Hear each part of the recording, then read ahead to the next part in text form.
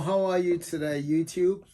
I just want to talk to you about stress. We've been talking to you guys now about stress now for a couple of days. And so today I'm not going to start to tell us what I've been talking to us about all this couple of days, but I'm just going to do brief. Number one, we must experience stress because stress is part of life. I'm just giving you a summary. So we must experience stress because stress is part of life. It's unavoidable. So you can be rich, poor, whatever. You must, you must. What are you billionaire? You experience stress. It doesn't matter. It's just part of life. But we need to manage stress. The billionaire stress is different from the poor man's stress, or is different from the millionaire stress. The millionaire stress is different from the billionaire stress or the multi-millionaire stress.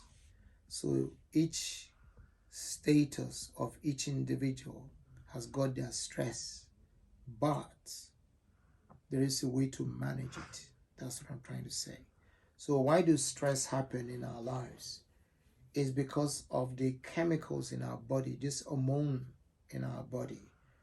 And those chemicals in our body, one of them is called cortisol, the other one is called epinephrine, and the third one is called norepinephrine.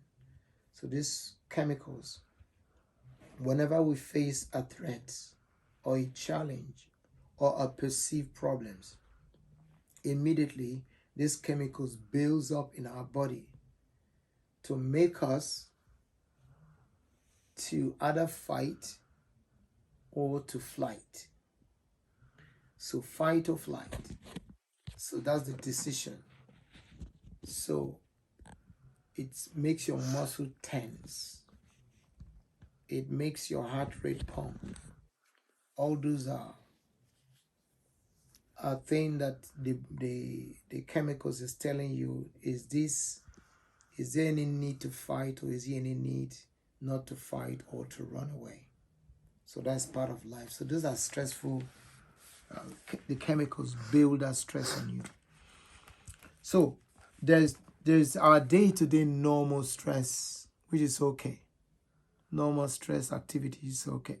But when you talk about acute stress, then it's something that you need to really and usually acute stress happens when you are either having an argument with your partner, or you're fighting with your neighbor, or you feel your neighbor are gangling against you, or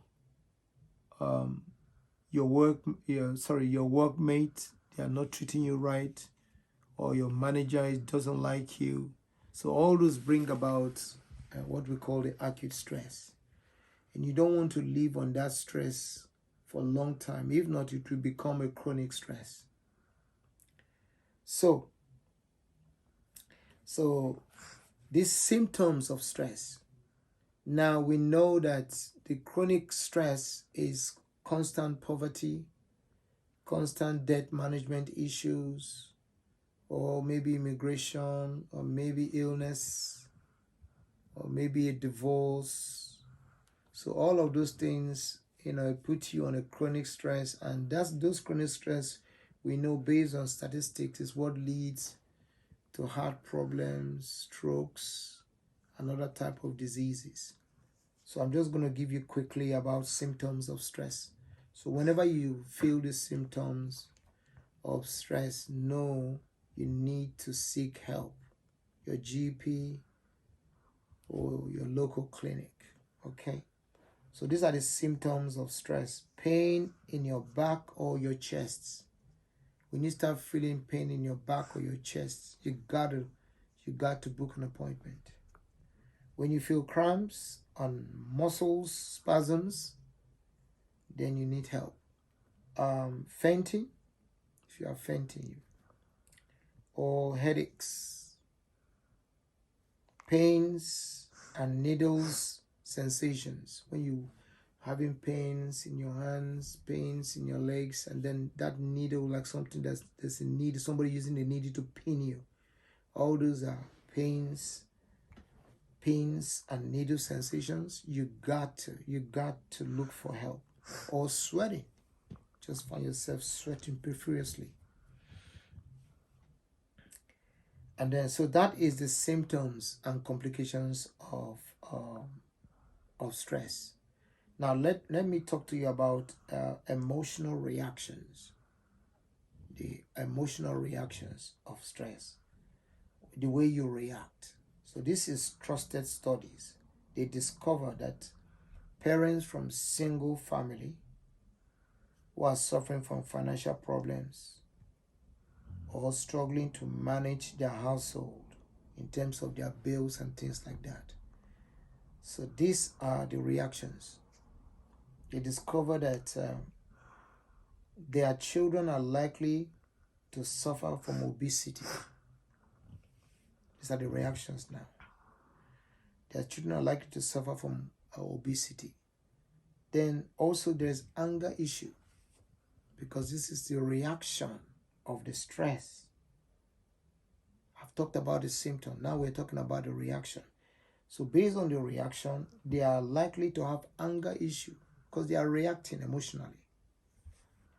Let me give you an example. If a son or a daughter wants a particular trainer from the father, from the mother, and the mother don't have the money, and the mother is frustrated, they cannot see a way out, it will lead to anger.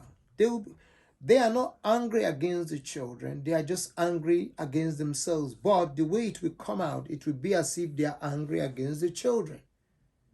They say, you've asked me before, I told you to leave me alone. They scream. But if they have the money, they will take the daughter and the son to go to the shop and buy the trainers or buy the clothes for them. They will be happy to do that.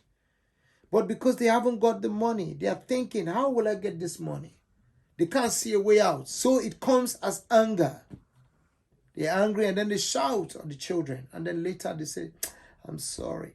So these are some of the emotional reaction that you will find. They discover anger and burnout. They are likely to have burnout. And also lack of concentration. They are not concentrating in life. Concentration issues. And they also fatigue. Just fatigue, tired. All these are stress. The body is not able to function in the right way it should function. Okay?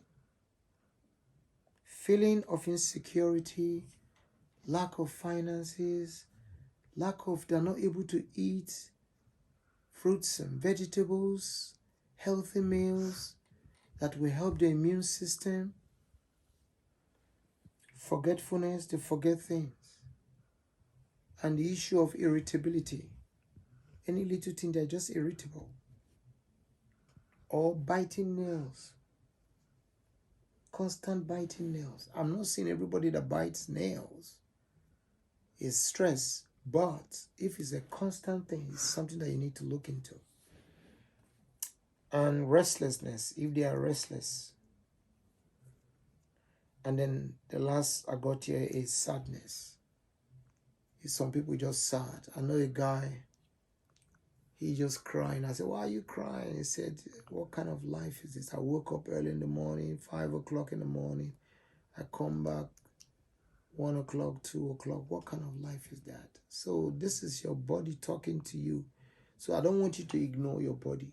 So when you have all of these emotional reactions, you got to seek your medical help.